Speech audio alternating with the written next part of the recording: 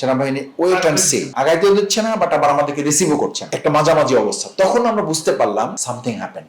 1 লাখ নেতাকর্মীকেও যদি এই ছাত্র জনতা মেরে ফেলতো, শেখ হাসিনার কিছুই হতো না এবং সে ক্ষমতা ছাড়তো না। যতক্ষণ সে সিকিউর ছিল ততক্ষণ সে কিন্তু নির্দেশ দিতেই ছিল যে গুলি করো, মেরে ফেলো, তোমাদের অসুবিধা কি আমি দেখবো। ঢাকা বিশ্ববিদ্যালয়ে কিন্তু কোথাও ছিলেন, কিন্তু আরেকটা বিষয় হচ্ছে যে সব দখল হয়ে গেছিল, যেটা আমরা জেনেছি। কিন্তু ঢাকা বিশ্ববিদ্যালয় বা পিজি হাসপাতাল বা শাহবাগের কথা বলি, এই জায়গাটা খুব ভয়ঙ্কর জায়গা ছিল। লাস্ট শাহবাগে যখন আপনি দেখেন, অনেকেই তো জামাত শিবিরের ব্যাপারে বলেন যে জামাত ইসলামী ছাত্র শিবির কোথায় ছিল।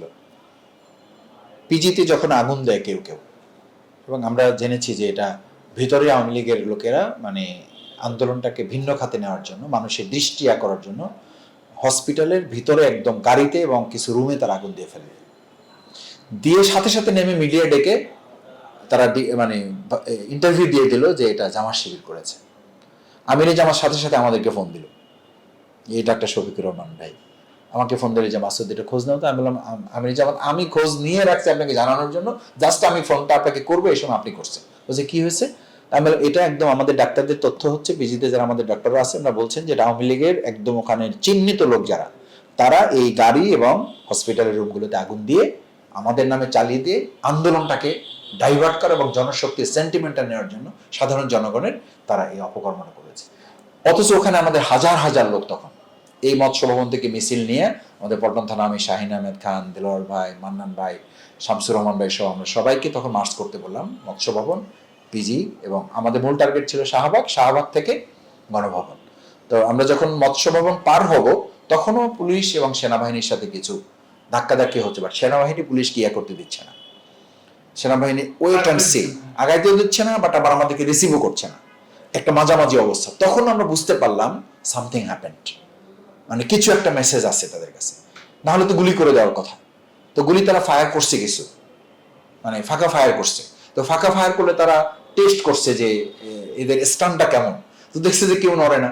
তখন তারা বুঝতে পারছে যে এই ফাঁকা ফায়ারে যেহেতু একজনও নড়লো না, তো এখন যদি গুলি করা হয় তাহলে গুলি করলে কয়েক হাজার লোক মারা যাবে। এই মেসেজ তারা, আমি একদম মানে আমার সামনে থেকে বলতে শুনেছি অফিসারদেরকে, টপ লেভেলে বারবার এই মেসেজ দেওয়া হয়েছে যে এই ক্রাউড বা এই মুভমেন্ট যদি ফেস করতে হয় তাহলে কয়েক হাজার লোক এখানে মারা যাবে, এই ডিসিশন আপনারা নেবেন কিনা। এই আমি কথা বলতে শুনেছি। তখন ওখান থেকে কি রিপ্লাই আসছে আমি পুরোটা বুঝতে পারি নাই, বাট কোনো কোনো ক্ষেত্রে বুঝতাম যে মানে তোমরা ইয়া করো, কন্ট্রোল করো, মানে কোনোভাবে যেন সামনে আসতে না পারে।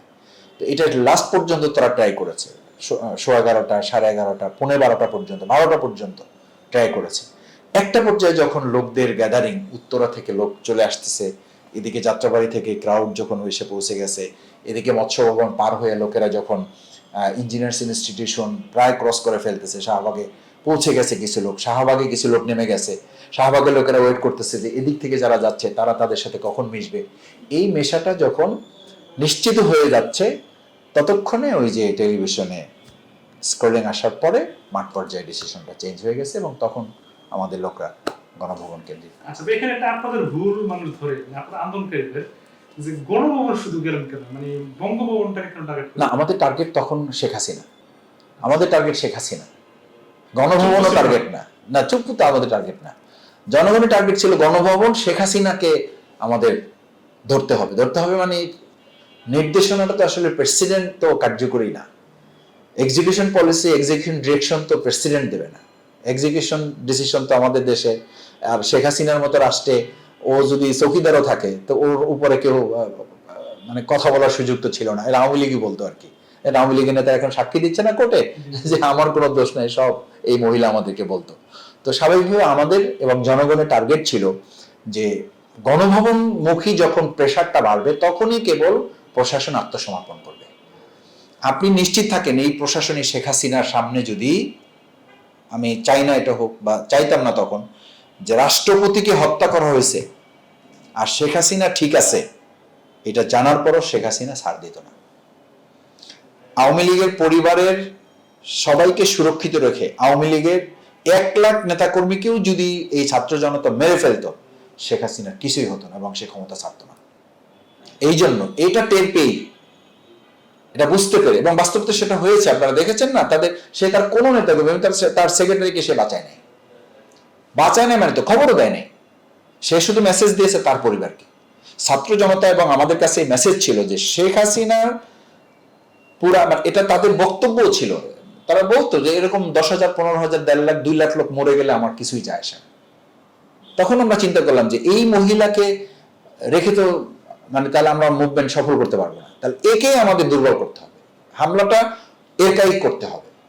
তো মানে একে হামলা করা মানে হচ্ছে এর জায়গাটাকে যতক্ষণ আপনি কবজা করতে পারবেন ততক্ষণ সে প্রশাসনকে নির্দেশ দিতেই থাকবে, প্রশাসন তো বাধ্য, এবং হয়েছে সেটা, কিন্তু যতক্ষণ সে সিকিউর ছিল ততক্ষণ সে কিন্তু নির্দেশ দিতেই ছিল যে গুলি করো, কন্ট্রোল করো, যেভাবে হোক মেরে ফেলো, মানে তোমাদের অসুবিধা কি আমি দেখব, এই কথাগুলো। এবং সে লাস্ট ইন্টারভিউ যেগুলো সব পাওয়া গেছে ওনার, যে উনি তো কোনোভাবেই পদত্যাগ করতে চান নাই, ওনার ছেলের কথা শোনেন নাই, ওনার মেয়ের কথা শোনেন নাই, 3 বাহিনীর প্রধান ওনাকে বলেছে, তাদের কথা যখন ভয় দেখাইছে এই ক্রাউডের, যে আমাদের হাতে আর সর্বোচ্চ 45 মিনিট টাইম আছে, আমরা মানে ক্রাউডনেসটা যে পর্যন্ত আমরা কন্ট্রোল করে রাখছি, এটা যদি আমরা এখন ঘড়ি ধরি তাহলে আমাদের সর্বোচ্চ 25 থেকে 45 মিনিট টাইম লাগবে তাদের এখানে পৌঁছতে, আপনি এই টাইমটুকু আপনার হাতে আছে।